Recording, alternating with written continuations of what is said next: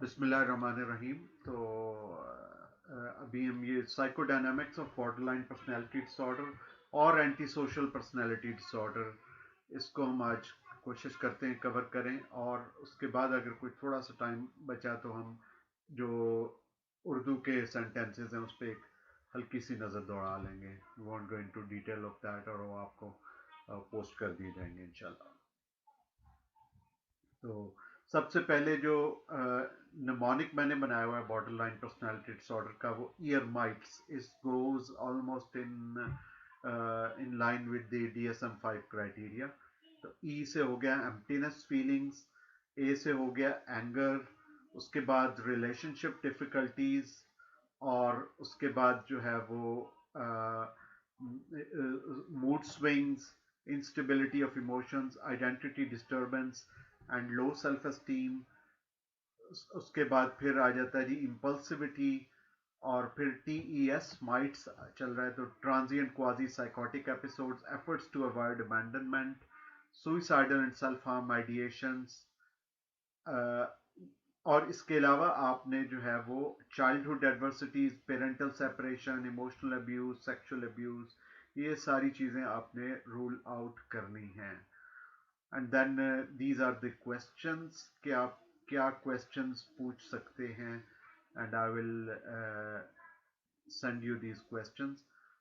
उसके बाद आ जाता है जी कि DSM-5 के एंटी सोशल पर्सनैलिटी डिसऑर्डर के क्या सिम्टम्स हैं और उसकी क्या साइकोपैथोलॉजी साइकोडायनामिक्स हो सकती हैं। Let's start with this first के जी, और उसके बाद हम बॉर्डर लाइन पे जाएंगे। तो disregard for and violation of other rights since age 15 as indicated by one of the 7 sub features। पहली बात तो ये है कि डिसरिगार्ड वो बच्चा कर रहा है, उसके what could be the reason? If you want to participate, you can answer. Anyone? So let's continue. So disregard for or violation. जी आसन, मैं अनम्यूट किया। सर डिसरिगार्ड यही कि ख्याल ना रखना किसी के राइट्स का, और किसी के राइट्स जो हैं उनके बिल्कुल ऑपोजिट काम करना। ठीक है, ये बच्चे में क्यों डेवलप होगा बचपन से? What could be the sir reason? एक तो जेनेटिक्स इन्वॉल्व है, स्ट्रॉन्ग सही, जेनेटिक एसोसिएशन है, ठीक है, और ट्रॉमेटिक ब्रेन इंजरी है सर। ठीक है, एपिलिप्सी भी हो सकती है, ठीक मदर है, सब्सटेंस अब्यूज भी हो सकता है। बिल्कुल सही है। सो अभी तो यही जहन में आ रहे हैं सर। एब्सोल्युटली राइट, ठीक है। तो gene and gene environment interaction, कि किसी हद तक जीन्स, किसी जीन हद तक में environment, upbringing, all these factors. तो अब उसमें जेनेटिकली ये कि जो उसके जो घर में जो इमीडिएट सीनियर्स थे, सीनियर मेंबर्स ऑफ फैमिली, उनमें भी ये चीज़ें पाई जाती थी और जेनेटिकली था, इसमें भी आ गया। दूसरी बात ये कि उसने देखा ही यही है अपने माशरे में, अपने घर में, कि nobody regards for anything, everybody violates everything. तो उसने वही कुछ लर्न करना है ना। तो ये चीज़ें दैट विल बी द साइकोडायनामिक्स। फिर अगर उसमें ADHD है, attention deficit hyperactivity disorder, और उसको ट्रीट नहीं किया गया, तो उसमें आगे फिर बच्चे में डिसोशलिटी आ जाएगी, वो गलत कंपनी में पड़ जाएगा, वो खुद भी सब्सटेंस मिसयूज शुरू कर देगा अपने ब्रेन को स्टिमुलेट करने के लिए।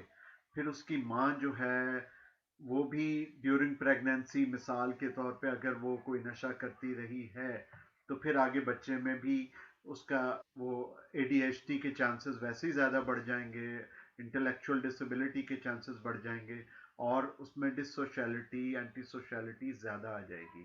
तो ये सारी चीज़ें हैं कि जिसकी वजह से हम देख सकते हैं कि जी एंटी सोशल पर्सनैलिटी डिसऑर्डर क्यों एक बच्चे में आ रहा है। ये कि उसके घर में सारे ही ऐसा करते हैं, फेलियर टू ओबे लॉज। अगर वो सारे ही एक बड़े होके क्रिमिनल गैंग का हिस्सा बन गया है, तो उनके लिए तो ये चीज़ें नॉर्मल बन जाएंगी। Lying, deception, manipulation for profit, self amusement. अब अगर बाप मिसाल के तौर पे एक बच्चे का वो रिश्वत लेता है, घर में झूठ बोला जाता है, धोखा दिया जाता है, उस सोसाइटी में, नेबरहुड में भी ऐसा होता है, स्कूल में भी ऐसा होता है, और उसकी वर्क प्लेस पे भी ऐसा होता है, तो बंदे ने यही कुछ सीखना है, वो ऐसा ही करना शुरू कर देगा अगर उसने बचपन से ही ये चीज़ें देखी हैं। इसी तरह इम्पल्सिव बिहेवियर की एक्सप्लेनेशन में एडीएचडी हो सकता है, फिर ये कि उसने सबको इम्पल्सिवली बिहेव करते देखा है, फिर वो ड्रग्स ले रहा है, ट्रॉमेटिक ब्रेन इंजरी हुई है, तो उसमें इम्पल्सिव बिहेवियर आ जाएगा। इरिटेबिलिटी एंड एग्रेशन, अगेन बहुत ज़्यादा इसमें एनवायरनमेंट का ताल्लुक है एंटी सोशल पर्सनैलिटी ट्रेट्स में। इरिटेबिलिटी एंड एग्रेशन में वो कॉजेज भी आ जाएंगे जो भी हम बॉर्डर लाइन में डिस्कस करेंगे, कि उस बच्चे को जब खुद अब्यूज किया गया है बचपन में, तो अब मोस्ट लाइकली तो उसमें बॉर्डर लाइन ट्रेट्स आगे जाके डेवलप होंगे, लेकिन इट इज़ क्वाइट पॉसिबल कि उसमें जो है वो एंटी सोशल पर्सनैलिटी ट्रेट्स भी डेवलप हो सकते हैं, या किसी कदर इरिटेबिलिटी एंड एग्रेशन उसमें बॉर्डर लाइन पर्सनैलिटी डिसऑर्डर के तनाजुर में भी डेवलप हो सकती है। लेकिन अगर वो असॉल्ट कर रहा है अदर्स को, engages in fighting, that is something anti social, तो हम उस चीज को ब्लेम नहीं करेंगे कि जी उसके साथ बचपन में क्या हुआ है। In this case, in this personality disorder, the person is to be blamed. हाँ, बॉर्डर लाइन पर्सनैलिटी डिसऑर्डर में आप किसी हद तक, to some extent, you can give the person edge and you can treat it like a personality illness or a psychiatric illness, लेकिन जहाँ पे anti social का आ जाएगा, इन चीज़ों को बुनियाद बना के आप बंदे को मुआफ नहीं कर सकते, otherwise the society will go into a disarray. Blatantly disregard safety of self and others, अब अगर उसने किसी का एक्सीडेंट किया है जानबूझ के, तो उस पर पूरे का पूरा उस पर मुकदमा होगा। ऐसा नहीं हो सकता है कि वो रैश लाता फिरे, कहे जी मेरे साथ बचपन में हुआ, ये हुआ है। वी आर जस्ट सीइंग कि जी ये कॉजेज हो सकती हैं, लेकिन the person will not B free of responsibility. इसी तरह पैटर्न ऑफ इररिस्पॉन्सिबल बिहेवियर, ये सारी चीज़ें भी उसने हो सकता है बचपन से ही लर्न की हों। Lack of remorse of action, वो अगर अपने घर वालों के साथ को देखता है कि उनके घर में कोई कुत्ता आता है तो उस कुत्ते को सारे मारना शुरू कर देते हैं, या कोई तोता आता है उसको शूट करते हैं सारे घर वाले मिलके, एक पालतू तोते को, या पत्थर मारते हैं किसी जानवर को, तो उसने तो लर्न ही यही किया है, that's a norm for him. तो sir sorry to cut you off sir, हमारे पेपर में क्वेश्चन आया था इस दफा ओसीडी के बारे में ना, पर्सनालिटी थ्योरीज जो हैं, तीन जो हैं, एरिक एरिक्सन की, फ्राइड की और दूसरी जो है सर। सो दिस सेड कि आप बताएं कि ये कौन से स्टेज पे अरेस्ट हुआ है ताकि उसमें ओसीडी डेवलप हुए। That was anal stage basically, so it was the right answer to that question. इसमें कौन से स्टेज पे अरेस्ट होता है बेसिकली सर, ये पूछा जाता है हमसे, मतलब क्वेश्चन रिगार्डिंग मैं पूछ रहा हूँ। अच्छा, इसमें कोई फिक्स्ड नहीं है, मेरा ख्याल है हर पर्सन टू पर्सन वेरी करेगा, जहाँ तक मेरा ख्याल है। जहाँ तक एनल स्टेज का आपने कहा ना कि ओसीडी में, वो इसीलिए कि वो उसके दिल में एक, वो जब उसकी पॉटी ट्रेनिंग शुरू हुई है, उसके दिल में एक ख्याल आना शुरू हो गया कि जी वेदर आई एम क्लीन और नॉट, मैंने लोटे से अपनी बम को अच्छी तरह से धोया है कि नहीं धोया, या टिश्यू पेपर से उसको अच्छी तरह साफ किया है कि नहीं, और एक आध दफा वो अगर करना भूल गया तो बार बार उसके जहन में डाउट आता रहेगा। That's how it is being correlated with the anal stage, that could be one of the explanation. यहाँ पे I think it will be different from person to person. अच्छा, अगर कोई स्पेसिफिक है तो मुझे इसका इल्म नहीं है। okay? आगे हो जाता है सर, एरिक एरिक्सन में दिया हुआ है, I will see it and we will discuss it later on sir.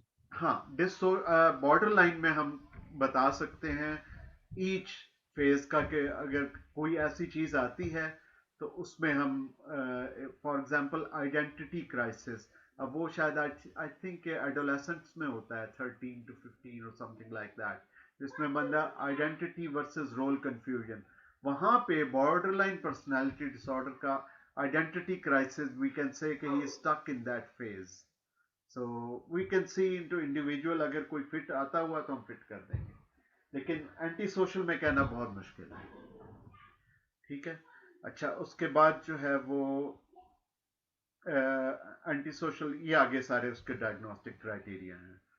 ठीक है जी, अब हम जाते हैं कि जी anti borderline personality disorder की साइकोडायनामिक्स क्या है।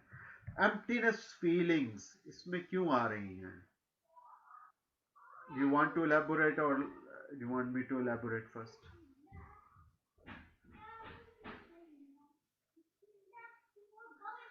ठीक है जी, एम्प्टीनेस फीलिंग्स में ये हो गया। अच्छा, आप लोग जहां भी कोई आपने इंटरप्ट करना हो, अपनी राय देनी हो तो दे दीजिएगा, ठीक है।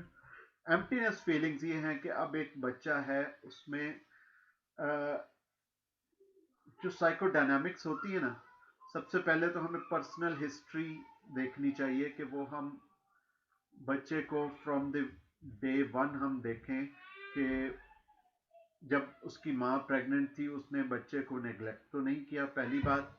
फिर उसके बाद जैसे ही वो पैदा हुआ है, was he looked after well और नॉट। तीसरी बात, उसमें इमोशनल अब्यूज तो नहीं हुई।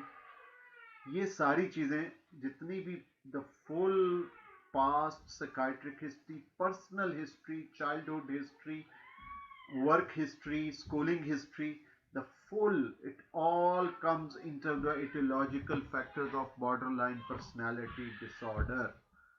हम क्या करते हैं कि हम एक चाइल्डहुड सेक्सुअल अब्यूज का सवाल पूछ के तो हम कहते हैं अल्लाह ला खैर सलाह, आगे हमें कोई एटियोलॉजी नहीं मिली। And the trainees throughout the globe do this. लेकिन हमें हर चीज में एटियोलॉजी ढूंढनी है। तो सबसे पहली जो एटियोलॉजी है वो हमें देखनी है कि जी एज अ बेबी वो लुक्ड आफ्टर वेल हुआ है कि नहीं हुआ। फिर वो जब बेबी से ग्रो करके थोड़ा सा टॉडलर फेज में आया, उसने अपने बाप को देखा है कि नहीं। ऐसा तो नहीं हुआ कि माँ बाप में सेपरेशन हो गई और माँ बाप में सेपरेशन हो गई और उसके बाद जो है वो दे आर गॉन। और उसमें जाहिर है कि फिर एक एम्प्टीनेस की फीलिंग आएगी। उसने अपने बाप को जब देखा ही नहीं है, उसमें एक एम्प्टीनेस की फीलिंग आएगी कि देयर इज समथिंग रॉन्ग। उसकी तो अधूरी एक डेवलपमेंट हुई है, उसने सिर्फ एक उसको माँ ने पाला है मिसाल के तौर पे। फिर उसके बाद माँ और बाप के दरमियान बहुत उसने लड़ाइयाँ होते हुए देखी हैं, फिजिकली और वर्बली। माँ बाप हर वक्त लड़ते रहते थे। उसमें उसमें जाहिर है कि एंगर भी डेवलप होगा, उसमें एम्प्टीनेस फीलिंग्स भी आएंगी और उसमें एंटी सोशल पर्सनैलिटी ट्रेट्स भी आ सकते हैं। अगर बहुत ही ज़्यादा फिजिकल किस्म की लड़ाइयाँ थी तो वो ही has been a witness of that. हो सकता है उसमें सब्सटेंस मिसयूज भी आ जाए उस वजह से, और उसमें फिजिकल एग्रेशन आ जाए। तो एम्प्टीनेस फीलिंग्स क्यों आई? सबसे पहले उसमें उसने देखा कि जी उसका बाप नहीं है, माँ बाप हर वक्त लड़ते रहते थे, माँ ओवर इन्वॉल्व थी, फादर कोल्ड था, फादर तवज्जो ही नहीं देता था, और वाइस वर्सा, या माँ बिल्कुल ही कोल्ड थी तो उसने बिल्कुल परवाह ही नहीं की।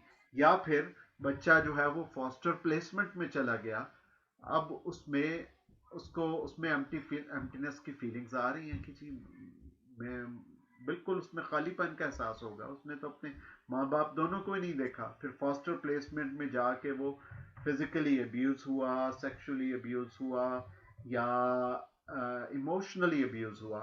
These are all the things which can happen. तो जितनी ज़्यादा ये चीज़ें होंगी और जितनी ज़्यादा सिवियर अब्यूज़ होगी, स्पेशली फिजिकल एंड सेक्सुअल, उतनी ज़्यादा प्रॉब्लम होगी। लेकिन ये एब्सेंस ऑफ फिजिकल और sexual abuse does not mean कि जी इसमें बिल्कुल नॉर्मल पर्सनैलिटी होगी। Emotions are emotional abuse is enough to create a personality disorder. अब वो बच्चा स्कूल में गया है, स्कूल में गया है तो उसके पास जो उसके साथ जो पेश आ रहा है बुलिंग, उसको दूसरे बच्चे तंग करते हैं प्राइमरी तक किसी हद तक। फिर उसके बाद सेकेंडरी में जाके बुलिंग बढ़ जाती है। उसकी वजह क्या हो सकती है? It could be his lack of interest in sports, it could be his undiagnosed autism spectrum disorder जिसकी वजह से वो दूसरे बच्चों से मुख्तलिफ है। It could be an undiagnosed attention deficit hyperactivity disorder जिसकी वजह से बहुत इम्पल्सिव है और या वो अपने ऑटिज्म की वजह से बहुत इम्पल्सिव है और वो उसको पता नहीं चलता वो क्या बात कह जाता है, उसकी वजह से उसको वो बुली करते हैं, उसको तंग करते हैं। और फिर इसी दौरान अगर किसी भी एनवायरनमेंट में उसके सेक्सुअल अब्यूज आ गई है, फिजिकल अब्यूज आ गई है, सौतेला बाप है, सेक्सुअली अब्यूज कर रहा है, फिजिकल अब्यूज कर रहा है, तो this will all have sequelae in the adult life.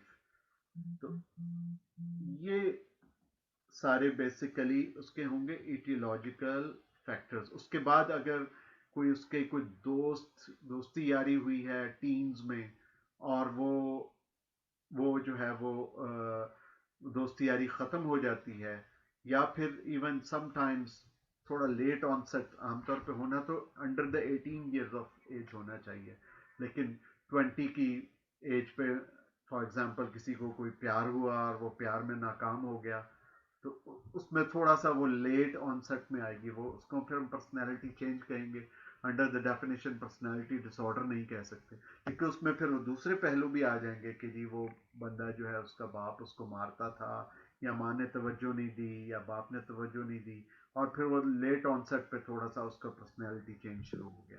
These are all the factors. अब हम इसको थोड़ा कोरिलेट कर लेते हैं। एम्प्टीनेस फीलिंग्स एक दो चीजों से कोरिलेट कर लेते हैं। वही जैसे मैंने कहा कि जी एक बंदे ने देखा ही नहीं अपने बाप को, तो वो एम्प्टी ही फील करेगा।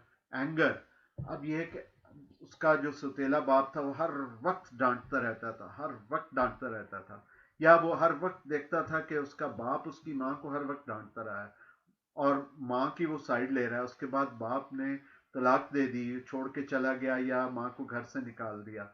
अब उसके दिल में तो बहुत एंगर होगा। That's where the anger is coming from, displaced anger. फिर इसी तरह एक बच्चा सेक्सुअली या फिजिकली अब्यूज हुआ है, उसमें बेहद एंगर होगा, जो कि एडल्ट हो के वो एंगर कहीं ना कहीं डिस्प्लेस होगा, या तो वो एंगर सेल्फ हार्म की सूरत में मैनिफेस्ट करेगा, या फिर verbal aggression to other people और सम फिजिकल एग्रेशन। अगर वो बहुत ज्यादा फिजिकल एग्रेशन में चले जाएगा, that will go into the anti sociality, और उसके लिए वो उसको वो पुलिस को जवाबदेह होगा।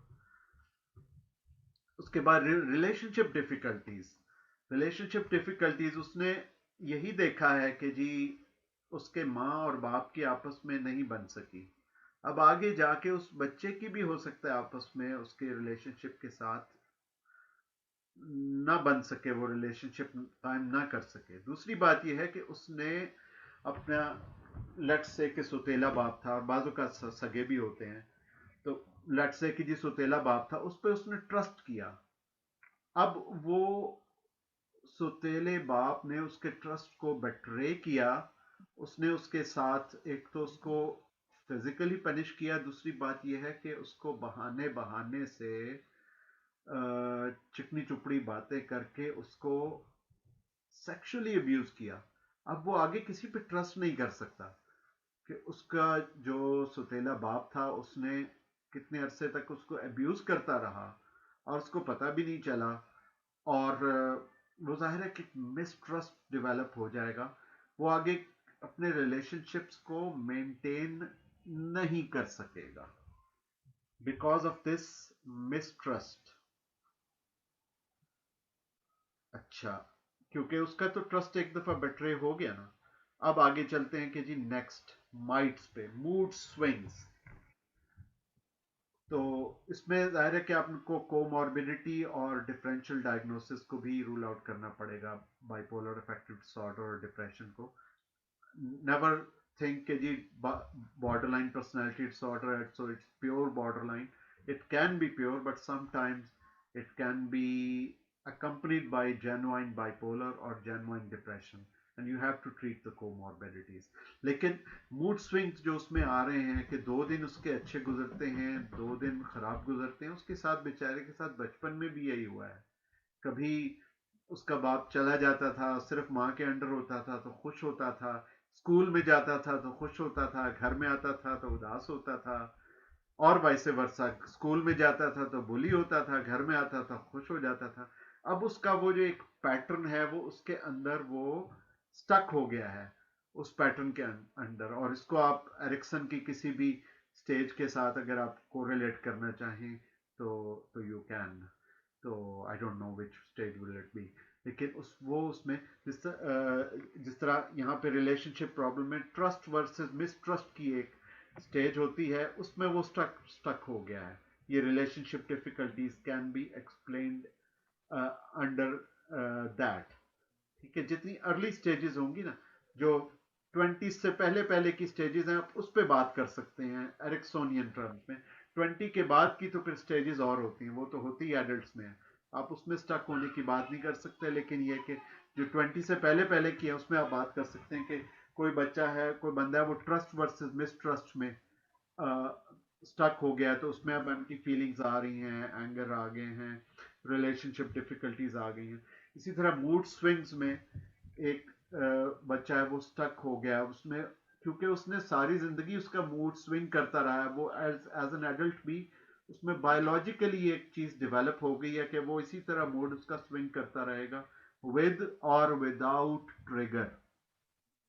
इंस्टेबिलिटी ऑफ इमोशंस, अब इमोशंस उसने बहुत बचपन में अपने आप पे जब्त करता रहा है, अब जाके वो कभी अपने आप पे जब्त करता है, कंट्रोल करता है, खुद को काबू करता है, और कभी नहीं कर पाता। तो वो एक इंस्टेबिलिटी ऑफ इमोशंस होगी कि वो उसको अपने इमोशंस पे कंट्रोल नहीं रहेगा, उसके अंदर एंगर इतना ज्यादा भरा हुआ है कि वो समटाइम्स वो बर्स्ट आउट हो जाएगा, और समटाइम्स वो यकदम उदास हो जाएगा, यकदम डिप्रेशन में चला जाएगा, और अपने आप को सेल्फ हार्म करना शुरू कर देगा। Depression means depressed mood, not as a clinical depression. He can go into clinical depression as well, but what I am talking about is a low mood all of a sudden. तो उसके emotions में stability नहीं आएगी, क्योंकि उसकी life में stability नहीं रही। अब आगे आ जाता है वो जो आपका क्वेश्चन था, identity disturbance and low self esteem. ये अब आइडेंटिटी वर्सेस रोल कंफ्यूजन जो कि 14-15 पे एरिक्सोनियन क्राइसिस है, वो उसमें स्टक हो गया है। अब वो उसकी आइडेंटिटी बन ही नहीं सकी। अब वो एक बच्चा है जिसके सगे बाप ने उसको अपना नाम नहीं दिया, या उसकी माँ ने सगे बाप का नाम उसके साथ नहीं लगने दिया, what ever the thing it is. अब वो सौतेले बाप का नाम अपने साथ लगाता है। अब हुआ ये है कि जी सौतेला बाप फॉर एग्जांपल है, सौतेला बाप भी अगर अब्यूज करता रहा है, अब उसमें तो एक आइडेंटिटी का कंफ्यूजन आएगा ना कि जी सगा बाप छोड़ के चला गया, उसका मुझे नाम भी नहीं पता, नाम मेरे साथ सौतेले बाप का लगता है, सौतेले बाप का सलूक अच्छा नहीं रहा, उसकी क्या आइडेंटिटी होगी। और यह एक बच्चा एक अडॉप्टिव एनवायरनमेंट में पला बड़ा है, तो what identity it will B. इसीलिए इस्लाम का very it's clear in from the हदीस के शुरू से ही आप बता दें बच्चे को, पहले दिन से ही बता दें कि आपका असली बाप कौन है, ताकि उसमें उसकी आइडेंटिटी क्लियर हो। Biological father is your real father. अगर उसका नाम साथ नहीं भी लगा हुआ आईडी कार्ड में, पासपोर्ट में, तब भी आप पहले दिन से बता दें एटलीस्ट, ताकि उसमें आइडेंटिटी उसकी कायम रहे। He knows who is who, ठीक है, ताकि मिनिमाइज हो सके डैमेज को। तो आइडेंटिटी डिस्टर्बेंस, इसी से लो सेल्फ एस्टीम भी डेवलप हो जाती है। या वो बुली उसको सारा कर रहे हैं, उसमें लो सेल्फ एस्टीम भी डेवलप होनी है ना कि जी I am inferior to others, that's why everyone is attacking me, that's why everyone is bullying me, मुझे तंग कर रहे हैं, मेरी पेंसिल शार्पनर ले जाते हैं, मुझे मारते हैं, मुझे कहते हैं तू किसी काम का नहीं है, तुझे तो कुछ आता ही नहीं है, इस तरह की। अब आगे जाके अगर उसको साइकोसिस होता है ऐसे बच्चे को, इन केस, तो साइकोसिस में अगर ट्रू साइकोसिस हुआ है, for example if there is a genetic predisposition, उसमें ज्यादा चांसेस होंगे कि उसमें वो जो आवाजें होंगी उसकी भी आवाज, हेलुसिनेशंस की भी अपनी एक साइकोडायनामिक्स होती है। उसमें जाके वो आवाजें भी यही कहेंगी कि जी तू किसी काम का नहीं है, तुझे तो जाके मर जाना चाहिए। वो आवाजें भी उसको फिर तंग करेंगी, बुली करेंगी। That will be the साइकोडायनामिक्स of those hallucinations. उसमें ट्रू, डेरोगेटरी रिमार्क्स जिसको कहते हैं सर। बिल्कुल डेरोगेटरी रिमार्क्स, ठीक है। तो ये हेलुसिनेशंस होंगी। इंपल्सिविटी, अब उसमें इंपल्सिविटी जो आ गई है, उसने देखा है कि किसी भी मुआशरे का, ज़रूरी नहीं है कि हमारे कंट्री का हो, कहीं का भी, वो देखता है कि जी बाप उसका नशा करके आता है, ड्रंक होके आता है, आके एकदम माँ को मारना शुरू कर देता है, उसने देखा ही यही है। अब उसमें भी, या उसने अपनी माँ को देखा है कि वो अचानक से अपने फैसले तब्दील कर लेती है, पल में तोला पल में माशा। अब वो एनवायरमेंटली उसने ये सारी चीजें देखी हैं, उसमें भी एक इम्पल्सिविटी आ गई है ये देख देख के। या फिर उसके जो इमोशंस हैं वो स्टेबल हो नहीं सके, अनस्टेबल इमोशन थे due to all the trauma of childhood. तो अब उसमें वो ट्रॉमा की वजह से वो एक इम्पल्सिव हो गया है, उसमें अपने आप पे कंट्रोल नहीं कर सकता, और वो कुछ ना कुछ कर गुजरता है अनजाने में। उसके बाद आ जाता है जी ट्रांजिएंट क्वाजी साइकोटिक एपिसोड। अब स्किज़ोफ्रेनिया के हेलुसिनेशंस की तो हमने बात कर ली ना कि जी डेरोगेटरी कैसी होंगी।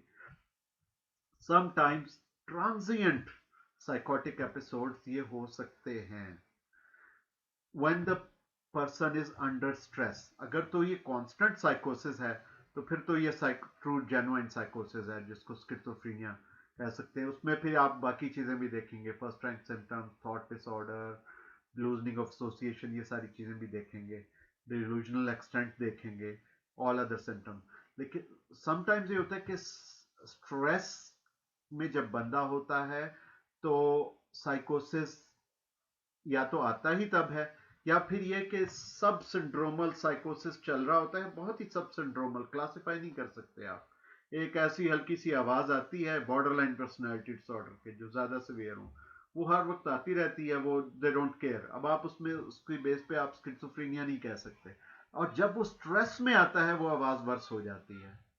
क्या वो जो उसके अंदर एक पीटर या पैट्रिक है, वो कभी कभी उसका एक इमेजिनरी सा फ्रेंड बना हुआ है, लेकिन जब स्ट्रेस होता है तो वही पीटर या पैट्रिक उसको बहुत ज्यादा धुतकारने लग पड़ता है, और बहुत ज्यादा तू मैं और बुरा भला कहना शुरू कर देता है when they are under stress.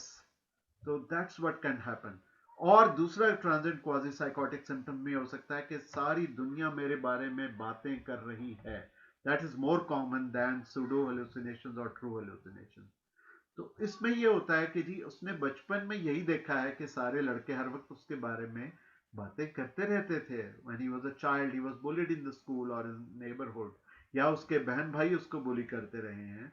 तो उसने तो देखा ही यही है। अब वो जब भी स्ट्रेस में जाएगा तो उसे ऐसा ही लगेगा, या तो उसको कुछ आवाजें आना शुरू हो जाएंगी जो कि उसके बारे में बातें कर रही हैं, या फिर उसको ऐसा लगेगा कि जी सारी दुनिया ही मेरे बारे में बातें कर रही है, क्योंकि उसके बचपन में उसने यही चीजें देखी हैं चैट बॉक्स में। ठीक है, थैंक यू। अच्छा, उसके बाद जनाब आ जाता है कि जी सर हमारे पास एक केस आया था जी बीपीडी का, बॉर्डरलाइन पर्सनैलिटी का sir. She was a female, लेकिन उसकी माँ उसको पीर साहब के पास लेके गई थी, एंड ठीक शी है। Was rape during the psychotic episode. Who so was rape, माँ या जब हम बच्ची या बच्ची बेटी? बच्ची का सर, ठीक है।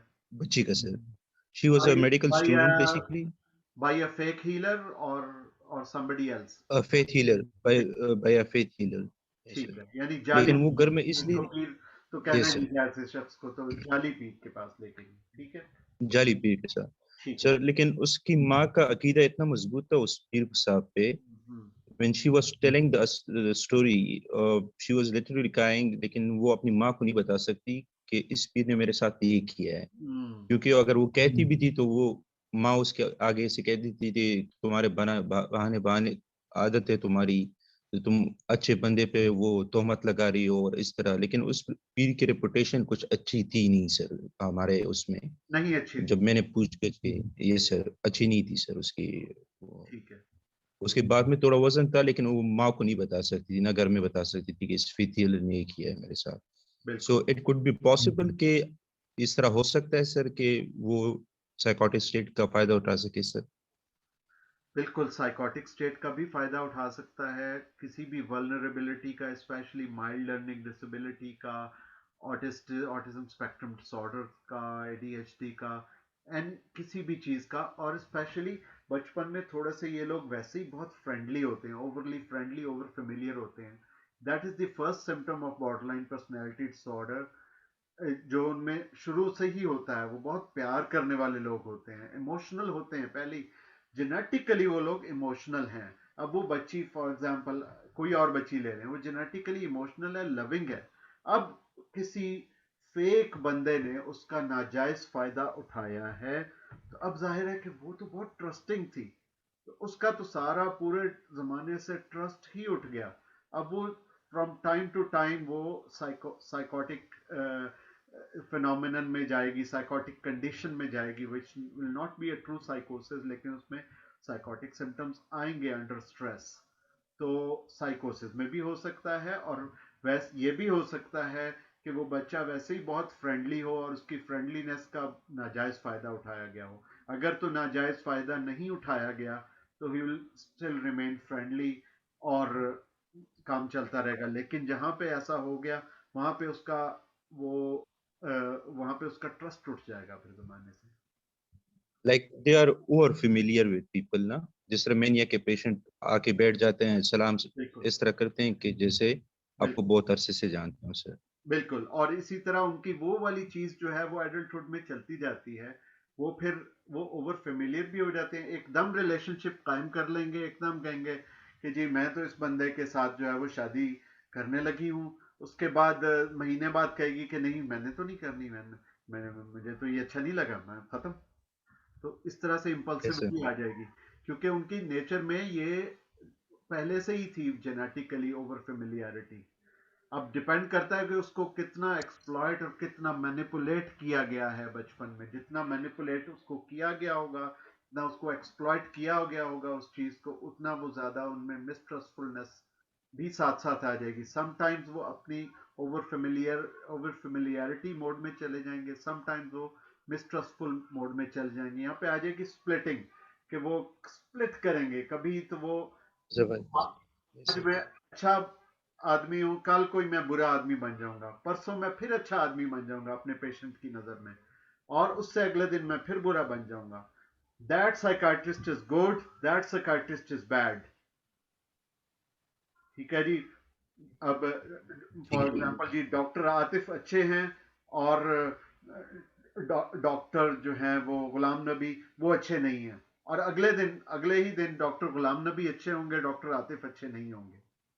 तो that will be the splitting. Intrapersonal splitting होगी, इंटरपर्सनल स्प्लिटिंग होगी उनकी इस वजह से। फिर उसके बाद उनमें सुइसाइडल सेल्फ हार्म आइडिएशन उनके। अब ये जो चीज आपने बताई है ना कि बेचारी पहली ओवर फेमिलियर थी, उसको पता नहीं चला, उस किसी ने उसका फायदा उठा लिया। और डिपेंड करता है कि एक दफा फायदा उठाया या वो शख्स बरसों उस बच्चे के साथ खेलता रहा। अब इस बच्ची में एक गिल्ट फीलिंग आएगी कि जी ओह ये मैंने क्या किया, ये मैंने किया क्या है। मैं 2 साल तक अपनी इज्जत उस शख्स पे लुटाती रही हूँ, मेरा सौतेला बाप था, मुझे यही कहता रहा कि वो मेरे साथ खेल रहा है, प्ले कर रहा है, और मुझे पता भी नहीं चला। और हो सकता है उसने पूरा काम ना किया हो, सिर्फ फोर प्ले किया हो, लेकिन फिर भी somebody has betrayed her confidence। तो अब उसमें एक तो एंगर उस शख्स के बारे में है, दूसरा उस बॉर्डरलाइन पर्सनालिटी के अंदर एक अपना एक गिल्ट फीलिंग आ गई है कि मैंने क्यों ऐसा होने दिया एज अ चाइल्ड। फिर उसके बाद उसको उसकी माँ पे भी गुस्सा होगा कि जी मेरी अगर मेरा सुतेला बाप मुझे इस तरह करता रहा, माँ ने क्यों नहीं बचाया, बड़ी बहन ने, बड़े भाई ने क्यों नहीं नोटिस लिया। ये सारा एक दिमाग के अंदर एक लावा पकता है। इसमें गिल्ट फीलिंग्स भी हैं, एंगर भी हैं। अब एंगर, बाज लोग तो होंगे एक्सटर्नलाइजर्स होंगे, वो तो एंगर को एक्सटर्नलाइज करेंगे एज हियर कि जी एंगर। तो वो उस एंगर को जो है वो दूसरों पे गुस्सा बहुत जल्दी करेंगे, अपने आप को कुछ नहीं कहेंगे। बाज लोग मिक्स्ड होंगे, दूसरों पे भी गुस्सा करेंगे, खुद पे भी गुस्सा करेंगे। बाज लोग प्योर इंटरनलाइजर होंगे, और जितना गिल्ट फीलिंग ज्यादा होगा उतनी इंटरनलाइजेशन ज्यादा होगी। But there is no fixed rule. ऐसा भी हो सकता है कि आपको गुस्सा दूसरों पर है और आप उसको इंटरनलाइज कर रहे हैं, और ये भी हो सकता है कि आपको गुस्सा सारा खुद पे हो और आप उसको एक्सटर्नलाइज करें।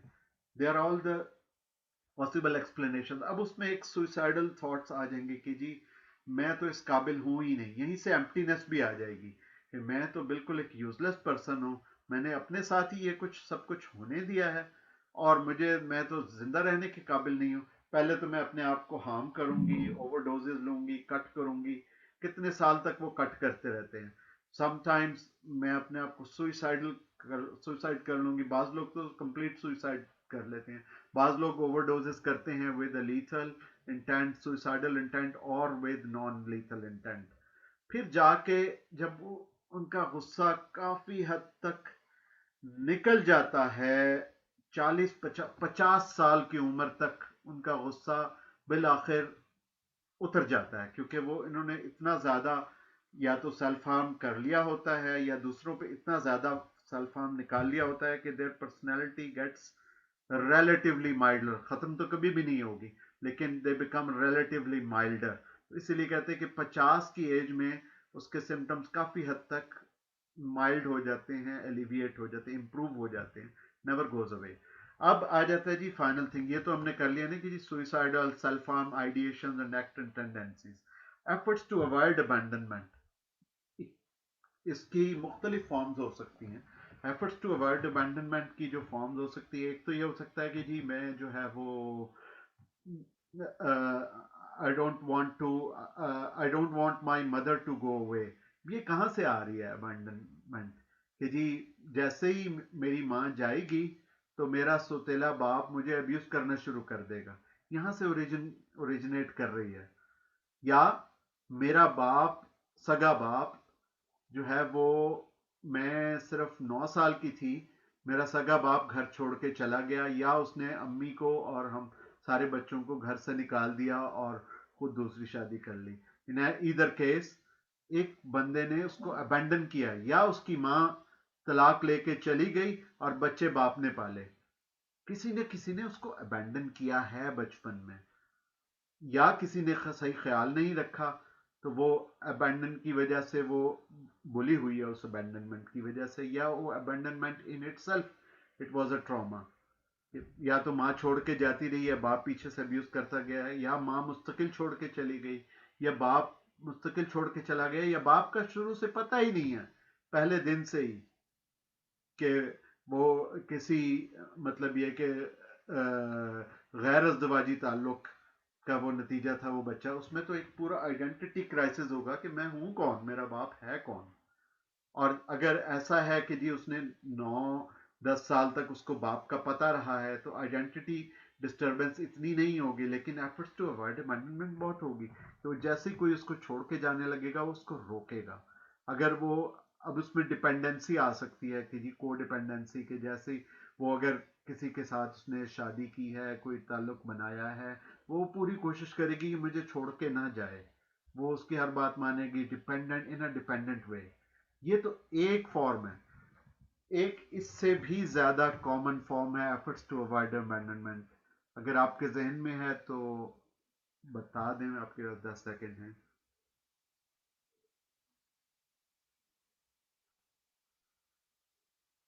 It is actually it is in the bracket, आप इसको एक्सप्लेन कर सकते हैं, including abandoning someone due to the fear of abandonment.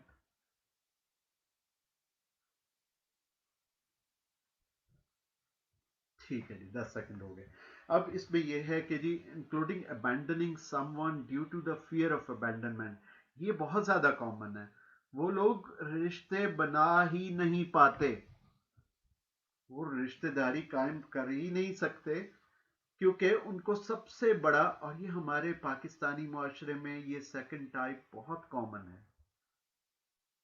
Specially जो ऐसे बच्चे जो कि जिनके पेरेंट्स डिवोर्स हो जाते हैं, सेपरेट हो जाते हैं, और कोई ट्रॉमा उन्होंने नहीं देखा होता, सिर्फ पेरेंटल सेपरेशन देखी होती है, लेकिन उनमें ये चीज़ बहुत कॉमन होती है कि वो आगे शादी कर ही नहीं सकते। पहली बात तो यह कि शादी कामयाब होगी कि नहीं होगी, उनको यही धड़का रहता है कि मेरे अम्मी अब्बू की शादी कामयाब नहीं हो सकी, मेरी कहाँ से होगी, शादी करते ही नहीं इस डर से।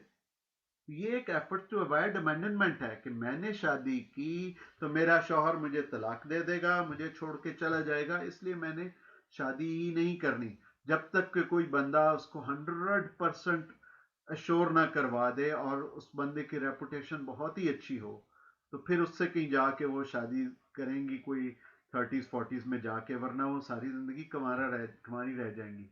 या उनकी मंगनी होगी तो मंगनी को फौरी तौर पे तोड़ देंगी।